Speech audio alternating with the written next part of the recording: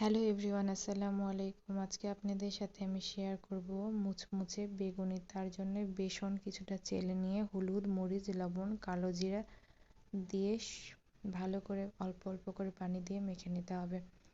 আস্তে আস্তে নর্মাল আমরা যেভাবে ডো করি সেভাবে ডো করে নিতে হবে। আর আজকে আমি বেগুনির সাথে সাথে কিছুটা শসা দিয়েও বেগুনিটা করব। যেহেতু অনেকের বেশি অ্যালার্জি থাকে, বেগুন খাইতে পছন্দ করে না, তাদের জন্য শসা। আর আজকে বেগুনিগুলো আমি একদম লম্বা করে বড় বড় করে কেটে নিয়েছি। আর বেগুনিগুলো আম্মুই তৈরি করছিল। আম্মুর হাতের বেগুনি তৈরিগুলো অনেক স্বাদ হয়। আম্মুর হাতের বেগুনিগুলো অনেক বেশি স্পেশাল হয়। আম্মুর কাছ থেকে আমার বেগুনি বানানো শেখা। আম্মু ডুবো তেলে বেগুনিগুলো প্রথমে ভেজে নিচ্ছিল, একদম ডুবো তেলেও না। আর ডুবো তেল না হলে বেগুনিগুলো ফুলে ওঠে কম। বেগুনির পরে শসা দিয়ে ভেজে নিচ্ছিল। জানি না কে কখনো শসা দিয়ে বেগুনি খেয়েছেন কিনা, বাট আমরা মাঝে মধ্যেই খাই, অনেক বেশি মজা লাগে। আর শসা ভাজা হয়ে গেলে তারপর আম্মু মরিচটা ভেজে নিয়েছে।